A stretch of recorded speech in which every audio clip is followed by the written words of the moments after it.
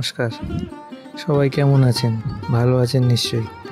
Explorer Anirban চ্যানেলে আবারও একবার আপনাদের সবাইকে স্বাগত। আমাদের চ্যানেলে এখন রাজস্থান ভ্রমণ সিরিজ চলছে।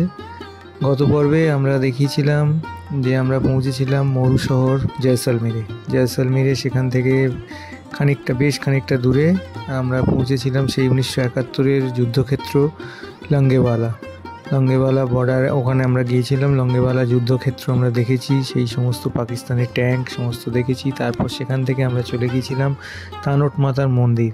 বলেছি তানোট মাতার অলৌকিক সব ক্রিয়াকলাপের ঘটনা, যার ফলে পাকিস্তানের ছোঁড়া বোমা এখানে ফাটেনি। তারপর সেখান থেকে চলে গিয়েছিলাম আমাদের ভারত পাকিস্তান বাবলিয়ান বর্ডার দেখতে, যে বর্ডার কয়েকদিন আগেও সেখানে একটা পরিস্থিতি, একরকম যুদ্ধের পরিস্থিতি তৈরি হয়েছিল। বালুকাময় সেই বর্ডার আমরা দেখে এসেছি। তারপর সেখান থেকে আমরা বড়াবাগ থেকে হয়ে অমর সাগর জৈন মন্দির দেখতে গিয়েছিলাম। সে এক অপূর্ব কারুকার্য সেই জৈন মন্দিরে, চোখ সরানো যায় না, মন ভোলানো সেই দৃশ্য, অপূর্বতার কারুকার্য। সেখান থেকে দেখে আমরা গিয়েছিলাম গাদিসার লেক দেখতে। পরদিন আমরা সেই আসল জিনিস জয়সলমীর, যার জন্য বিখ্যাত, সেই সোনার কেল্লা দেখেছিলাম। সোনার কেল্লায় সত্যজিৎ রায় শুটিং স্থান, মুকুলের বাড়ি যা দেখানো হয়েছিল সমস্ত কিছু, এবং সবটাই ঘুরে দেখেছিলাম। যদি না দেখে থাকেন আমার চ্যানেলে লিঙ্ক আছে, দেখে নেবেন। আজকে আমরা জয়সলমীর থেকে যাব সবাইকে নিয়ে যোধপুর ভ্রমণ আজকে আমরা দেখাবো। চলুন আমার সঙ্গে সবাই আমরা যোধপুর ঘুরি। ভালো লাগলে একটু লাইক করবেন, শেয়ার করবেন এবং অবশ্যই কমেন্ট করে জানাবেন। জয়সলমীর রেলওয়ে স্টেশন পুরো বেলে পাথরে তৈরি, ফোর্টের মতোই দেখতে। তো চলুন। Hello, welcome. আচ্ছা, আমরা আগের পর্বে দেখেছেন যে জয়সলমীর সম্পূর্ণ ভ্রমণ। আজকেই আমরা এখন দুপুরবেলা 3:30-র সময় জয়সলমীর থেকে ট্রেন আছে, যাব যোধপুর। তো আমরা জয়সলমীর স্টেশনে এসে পৌঁছেছি। এই যে আমার পেছনে জয়সলমীর স্টেশন, এইখান থেকে আমরা ট্রেন ধরে যাব যোধপুর। চলুন তাহলে যাওয়া যাক যোধপুর।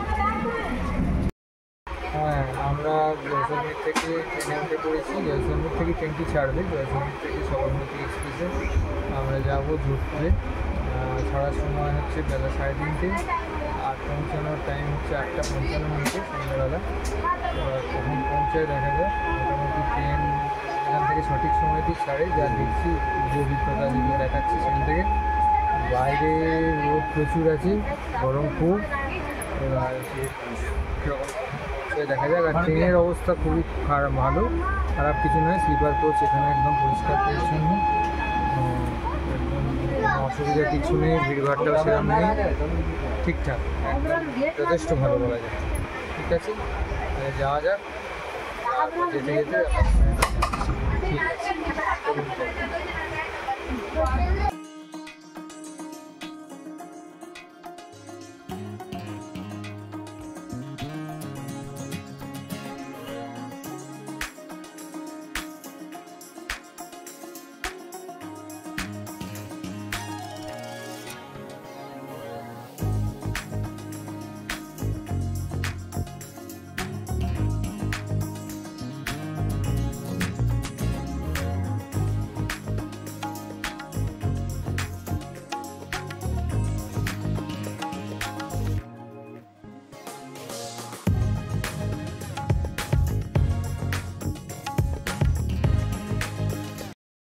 জয়সলমীর থেকে ট্রেনে চেপেছিলাম 3:30-র সময়। এখন ঘড়ির কাঁটায় ঠিক রাত 9টা।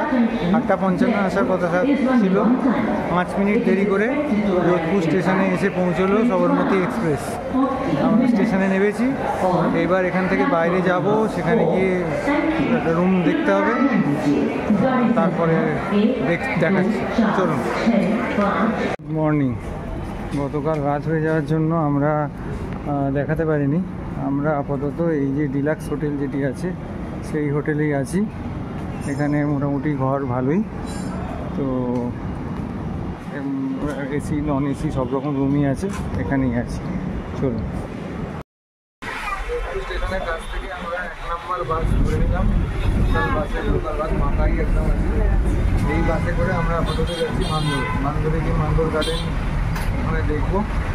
তারপরে ওখান থেকে আবার ফেরত এসে বাকি যে জায়গাগুলো আছে সারাদিন মেহরানগড় ফোর্ট, যশবন্তখানা, গভর্নমেন্ট প্যালেস, এই সমস্ত জিনিসগুলো দেখি। চলুন লোকাল ট্রান্সপোর্ট করে আপাতত যাই, যা বান্দরগান। কেননা এখানে লোকালের ট্রান্সপোর্ট করে গেলে একটু খরচা খানিকটা ঘোরা হয়, গাড়ি ঘোড়া সমস্ত অটোতে করতে গেলে অনেকটা টাকা ওরা চার্জ করছে। কেউ বলছে 1500 টাকা, কেউ বলছে 1200 টাকা, কেউ বলছে 2000 টাকা। দেখা যাক কতটা কি লোকালভাবে করতে পারি, কতটা কম খরচে করতে পারি, সেটাই উদ্দেশ্য। দেখা যাক, যাই তাহলে বান্দরবান।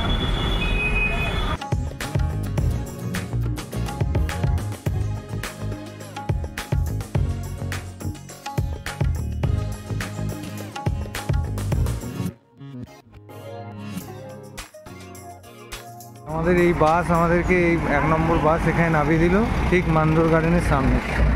এই দেখুন সামনে দেখা যাচ্ছে মান্দর গার্ডেন। চলুন তবে আমাদের যাওয়া যাক। সুতরাং কম খরচে মাত্র 25 টাকা ভাড়া নিল যোধপুর স্টেশন থেকে মান্দর গার্ডেন আসার জন্য।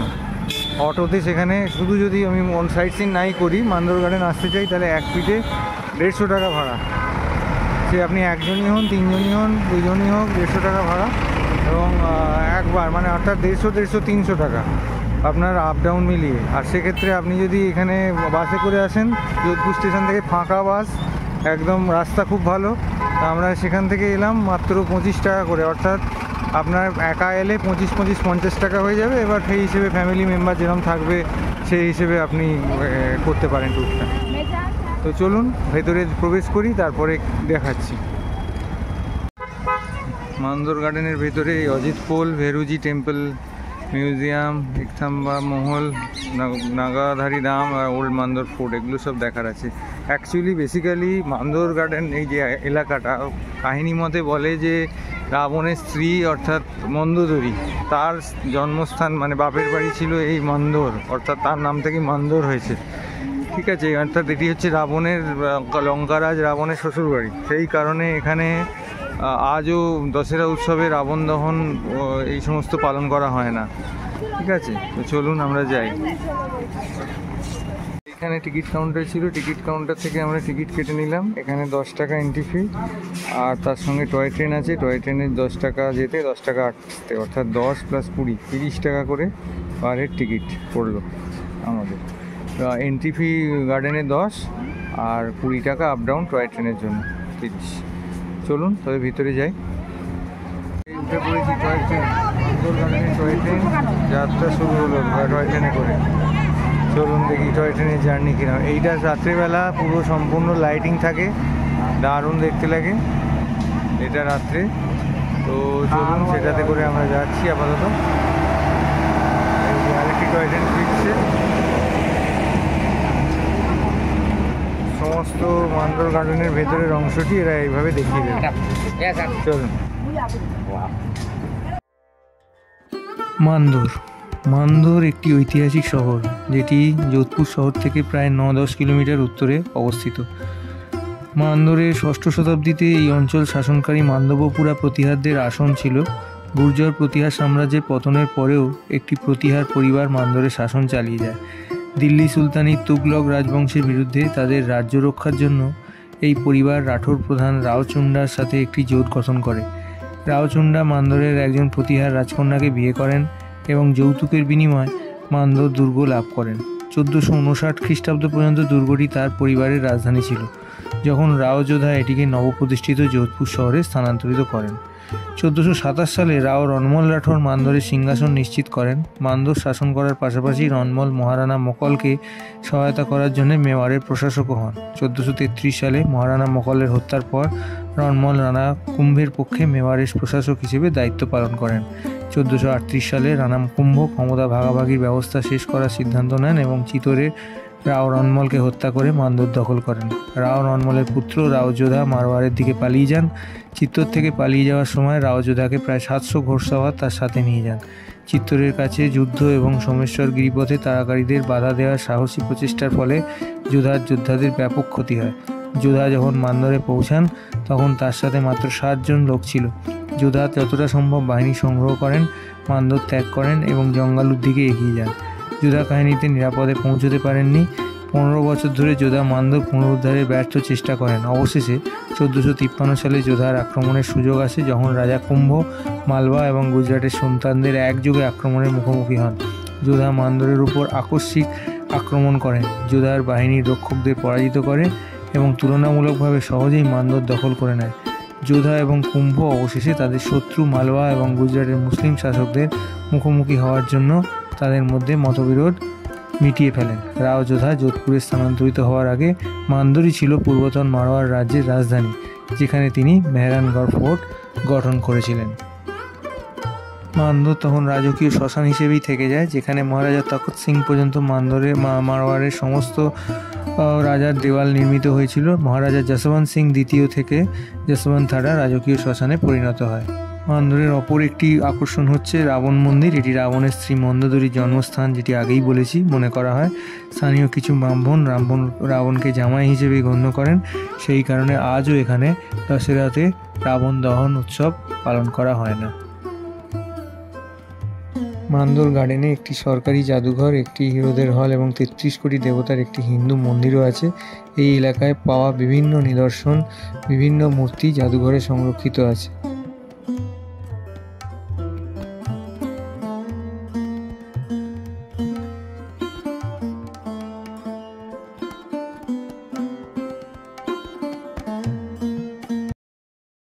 মান্দর গার্ডেন থেকে আমরা আবার 1 নম্বর বাসে চেপে উঠে বসেছি, দেখা হয়ে গেল। এবার এখান থেকে যাওয়ার ইচ্ছা আছে যে উমেদ ভবন প্যালেস, সেইটা সম্ভবত এখানে একটা পাউডার সার্কেল বা পাউডার চক বলে একটা জায়গা আছে, সেইখানে নামতে হবে। তারপর ওখান থেকে অটো বা বাস পাওয়া যায়, লোকাল ট্রান্সপোর্ট ওই যে বলেছি যতটা কম খরচে সম্ভব করবো, তো সেইটা যেটা পাওয়া যাবে এই অবস্থায় দেখাবো সেটা। চলুন, আপাতত বাসে উঠেছি, পাউডার সার্কেলে নামবো। সার্কেলে নেমে আমরা একটা র্যাপিডো অটো করে নিলাম, ভাড়া পড়বে মাত্র 100 টাকা, আমাদের পৌঁছে দেবে উমেদ ভবন প্যালেস।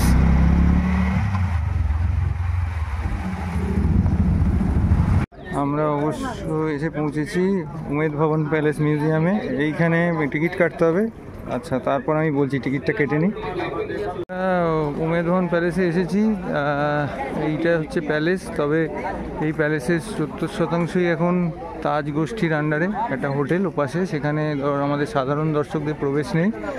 25%-এ রাজাদের বংশধর তারা বাস করেন, সেখানেও প্রবেশের অধিকার নেই। শুধুমাত্র 5% যেটা সাধারণ জনগণকে ঢুকতে দেওয়া হয়, সেটা একটা মিউজিয়াম করা আছে, সেটা হচ্ছে এইখানে সেটা দেখার জন্য আসা। তো উমেদ ভবন প্যালেসে এখন এন্ট্রি ফি 100 টাকা পার হেড, স্টুডেন্ট হলে 50 টাকা, তবে স্টুডেন্ট আই কার্ড দেখাতে হবে, দেখিয়ে এন্ট্রি করতে হবে। তো চলুন দেখুন উমেদ ভবন প্যালেস, ভিতরের দিকে যাই, দেখুন। তবে এই যে সামনে দেখছেন, এই যে ব্যারিকেড মতন সামনে করা আছে, এই পর্যন্তই এন্ট্রি সাধারণ দর্শকের। উপাসটা টোটালি তাজ গোষ্ঠীর আন্ডারে, ওখানে ঢুকতে দেওয়া হয় না। চলুন যাই।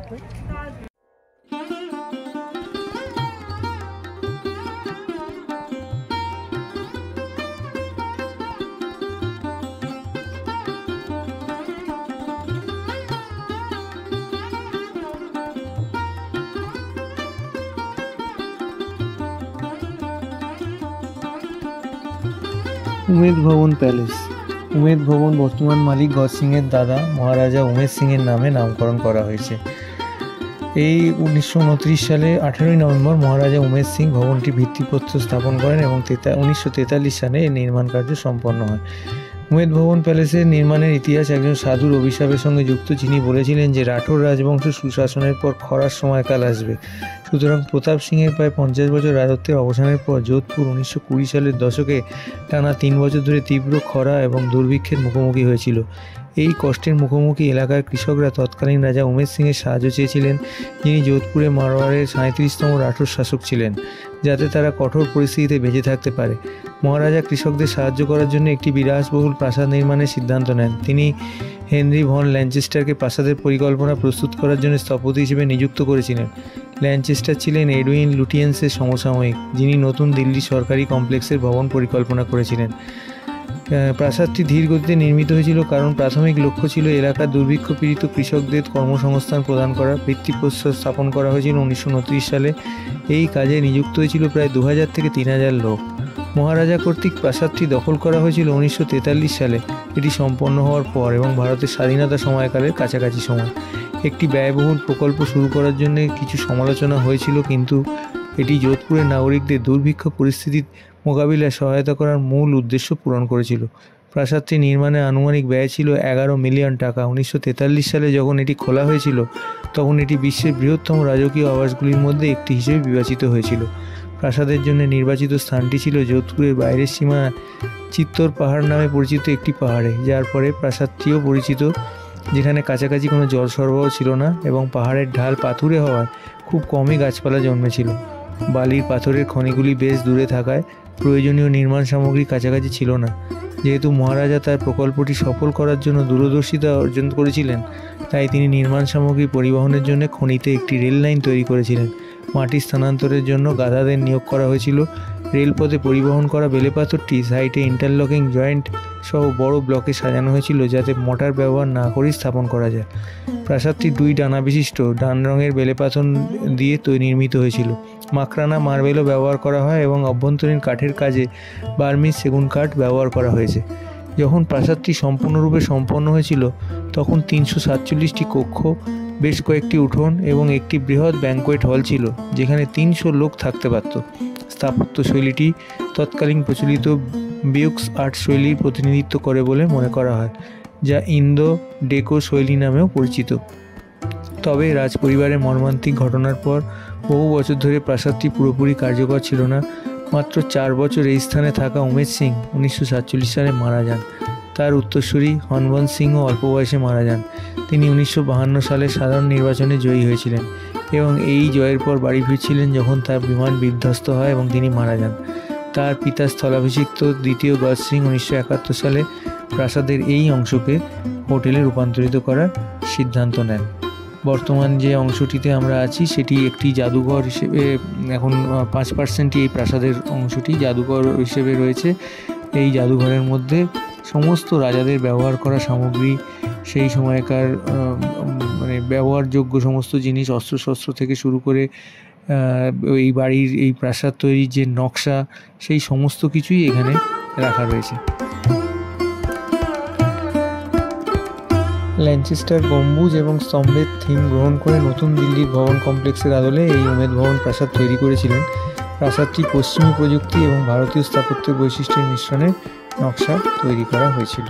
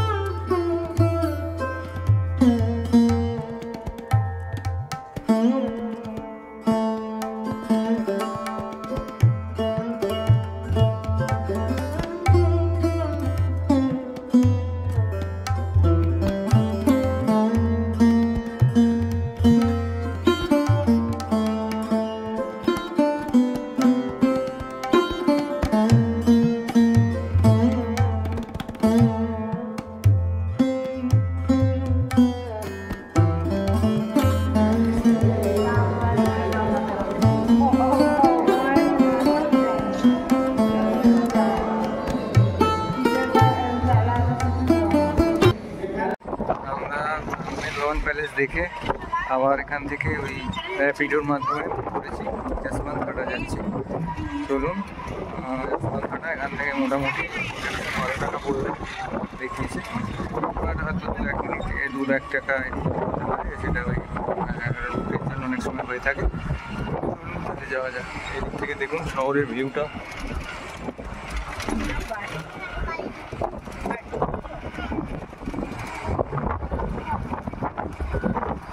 আমরা এসে পৌঁছলাম মেহরানগড় ফোর্ট। মেহরানগড় ফোর্টে এসে পৌঁছেছি। অ্যাকচুয়ালি উঠেছিলাম ওখান থেকে, তো বললাম যশবন্ত ঘাটা বলে, একটু লোকেশানের এদিক ওদিক গন্ডগোল হওয়ার জন্য আগে ফোর্টটাতে নামিয়ে দিয়েছে। ফোর্টটাতে নেমে তারপরে আমরা ফোর্টটা তাহলে দেখে নিই, আপাতত দেখে নিয়ে এখান থেকে আমরা যশবন্ত থাড়া হয়ে তারপরে ফিরে যাবো। একই জিনিস দাঁড়াবে, অসুবিধার কিছু নেই। চলুন তবে দেখে নিই যশবন্ত থাড়া, এই মেহরানগড় ফোর্ট। চলুন। মেহরানগড় ফোর্ট থেকে টিকিট কিনে নিলাম। টিকিট এখানে 200 টাকা করে পার হেড। সিনিয়র সিটিজেন হলে ডিসকাউন্ট আছে, আধার কার্ড দেখাতে হবে, 100 টাকা করে। আর এছাড়া এটা হচ্ছে এখানে 7তলা লিফট, এই 7তলা ফোর্টটা, তো যার ফলে সেইখানে 7তলা ওঠা একটু কষ্টদায়ক, সেই জন্য লিফটের ব্যবস্থা আছে। একমাত্র ফোর্ট যেখানে লিফটের ব্যবস্থা আছে। এই লিফটের দিকে যাচ্ছি, লিফটের জন্য আলাদা 50 টাকার টিকিট আছে। তা আমি বলবো যে আপনারা 50 টাকা করে টিকিট কেটে নেবেন। তাতে কী হবে, আপনাদের পক্ষে সুবিধা হবে বয়স্ক মানুষদের ক্ষেত্রে। বয়স্করা যারা উপরে উঠে যাবেন লিফটে করে, নামার সময় হেঁটে দেখতে দেখতে নেমে চলে আসবেন। এই লিফটের লাইনে দাঁড়িয়ে আছি আমরা, এবার যখন লিফট ছাড়বে সেই অনুযায়ী যাব। ঠিক আছে, তাহলে দেখতে থাকুন আপাতত লিফটের লাইনে।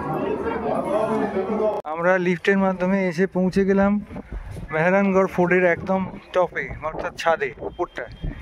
দেখুন সেইখানে রয়েছি এখনও। এখানে সার দিয়ে দিয়ে কামান রাখা রয়েছে, দেখুন সেই সময়কার কামান এখনও এখানে সারি দিয়ে রয়েছে।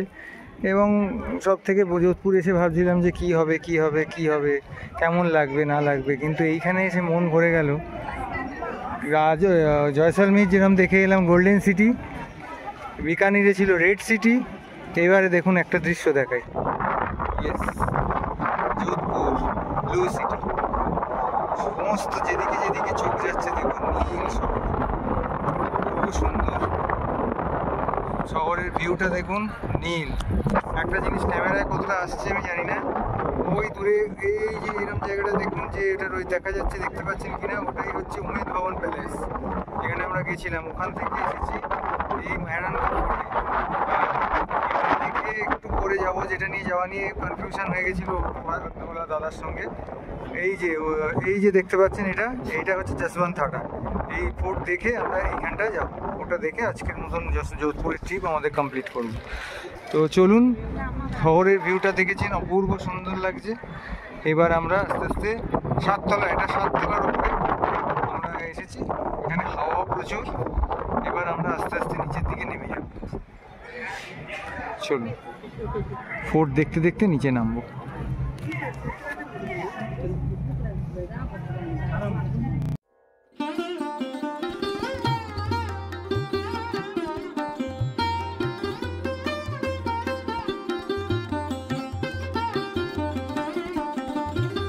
মেহরানগড় হলো ভারতের রাজস্থানের যোধপুরে অবস্থিত একটি ঐতিহাসিক দুর্গ।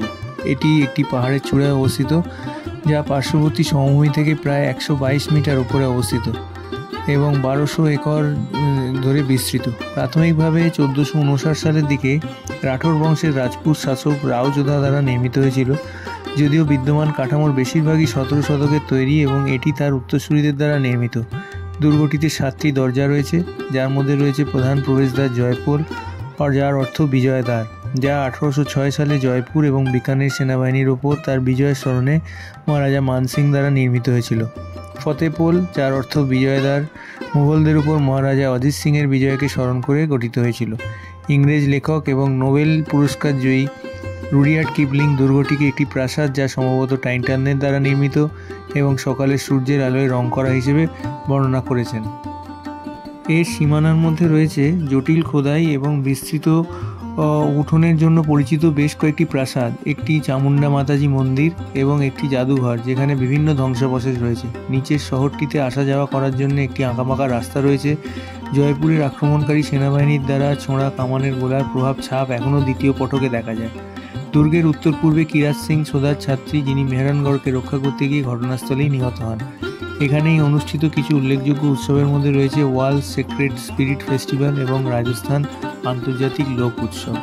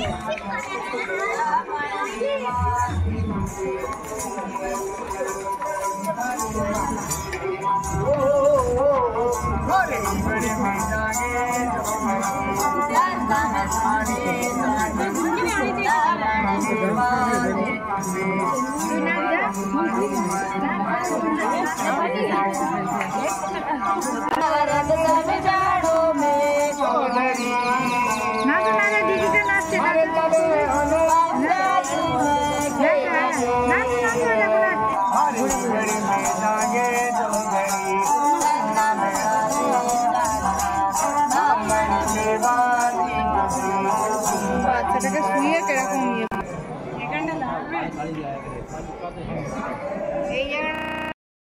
মেহরানগড় দুর্গ দেখে এবার আমরা বেরিয়ে যাচ্ছি, নিচের দিকে বেরিয়ে যাচ্ছি। মোটামুটি ভিড় ভালোই ছিল এখানে। তো যাই হোক, এবার আমরা নিচের দিকে যাচ্ছি।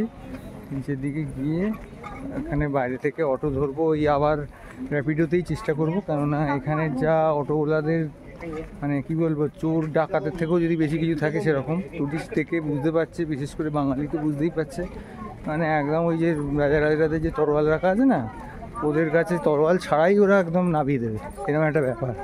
তো যাই হোক, ভুলেও বারবার বলছি বুকিং করবেন না যদি সস্তায় ঘুরতে চান।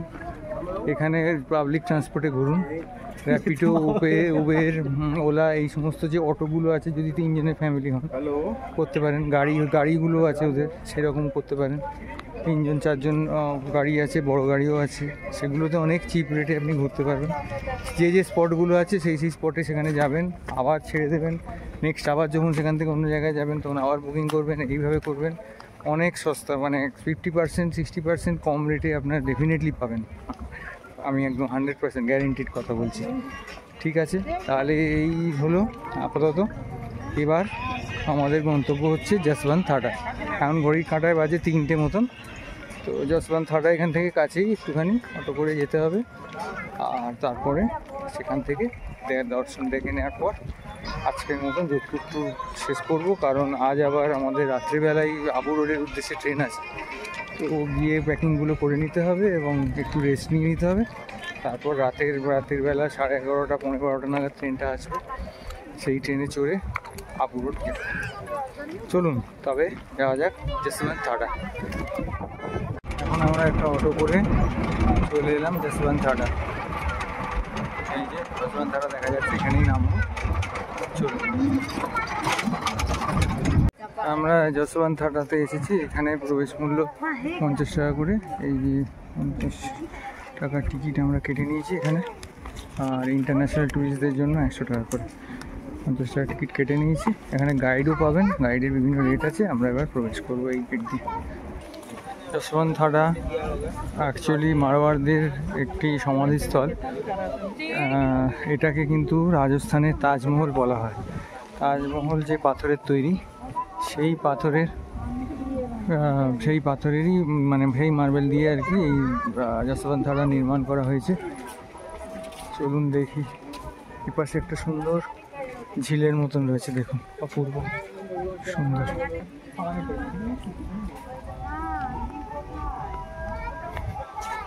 ওই দূরে দেখতে পাচ্ছেন যশবন্ত থাডা, অপূর্ব সুন্দর। চলুন এগিয়ে যাই। হ্যাঁ, এই পাশটা একটু বাগানের মতন করা আছে, সেখানেও একটু বিশ্রাম নিতে পারেন। এখানে পানীয় জল, টয়লেট সব কিছুই সুযোগ সুবিধা আছে। এবং ওই প্রত্যেক রাজস্থানী যে দুর্গ বলুন, যে জায়গাগুলোয় ওদের যে মিউজিক বাজানোর একজন করে বাজায়, সেরকম এখানেও বাজাচ্ছে। ওই দেখুন দূরে। চল যাই।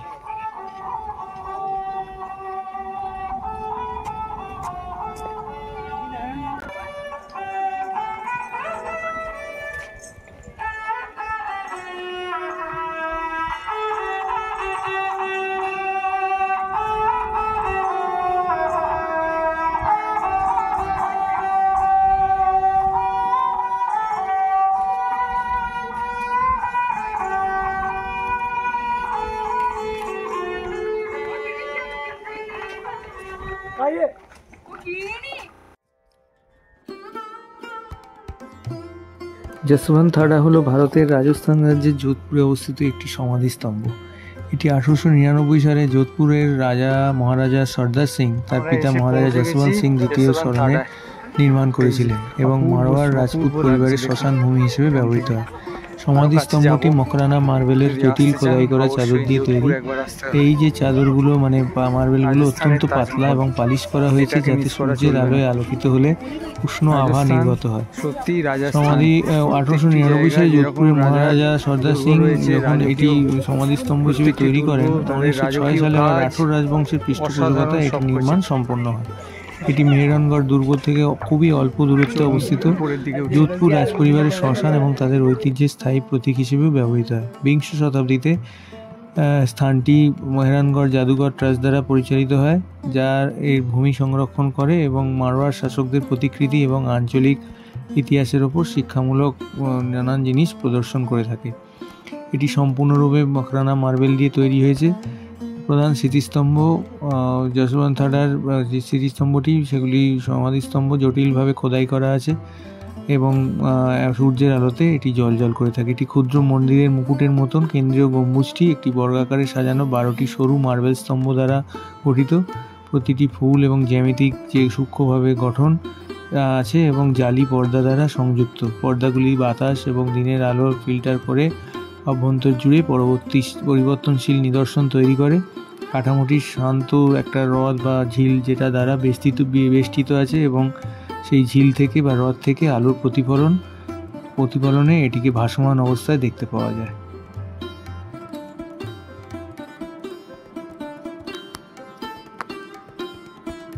এটি অনেকের কাছে রাজস্থানের তাজমহল নামেও তাই পরিচিত। অপূর্ব সুন্দর এই যশবন্ত থাডা।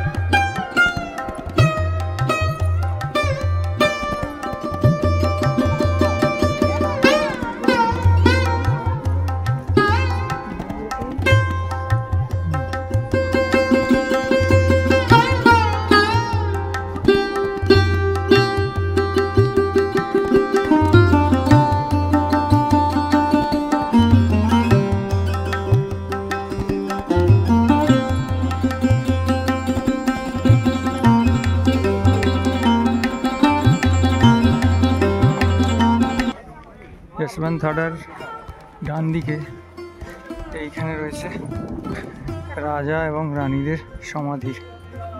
এই সমস্তগুলো রাজা রানী সমাধি এখানে। আর ঠিক যদি পেছন দিকে এইদিকে ঘুরে যান যশবন্ত থাডার ঠিক অপোজিট দিকে এই যে সমাধিগুলি, রাজা রানীর সমাধিগুলি হচ্ছে পুরো মার্বেলের তৈরি। এই যে দেখুন, যে পাথরে যশবন্ত থাডা হয়েছে বানানো সেই পাথর। আর এই পাশে উল্টো দিকে ওই গোল্ডেন বেলে পাথরের আর কি করা হয়েছে। এগুলো হচ্ছে সমস্ত ওনাদের সিবলিং, কাজিন, এই সমস্ত যারা ছিলেন তাদের সব সমাধি। এই যে এখানে এখানে এগুলো সব তাদের সমাধি। আর ওই দূরে দেখা যাচ্ছে ব্লু সিটি, পুরোটা যোধপুর। ওইখানে রয়েছে মেহেরনগড় ফোর্ট। আর এই গাছের ফাঁক দিয়ে এগিয়ে এই হলো যশবন্ত থাডা। চলুন তাহলে, হয়ে গেল আজকের মতন আমাদের যোধপুর ভ্রমণ। এবারে এখান থেকে আমরা আবার ওই র্যাপিডো অটোর মাধ্যমে বুক করে আমাদের হোটেলে ফিরে যাব। চলুন, কেমন লাগলো আমাদের যোধপুর ভ্রমণের সেই পর্বটি অবশ্যই জানাবেন। ভালো লাগলে একটু লাইক, শেয়ার, কমেন্ট করে দেবেন। আর চ্যানেলে নতুন হলে একটু সাবস্ক্রাইব করে দেবেন। আমরা এখন রাজস্থানে ঘুরে বেড়াচ্ছি। তো আমরা আজকে যোধপুর ভ্রমণ শেষ করলাম। খুব তাড়াতাড়ি পরবর্তী পর্ব নিয়ে আসছি, দেখা হবে আপনাদের সঙ্গে। সবাই খুব ভালো থাকবেন, সুস্থ থাকবেন, পাশে থাকবেন এবং দেখতে থাকবেন। অনেক অনেক ধন্যবাদ।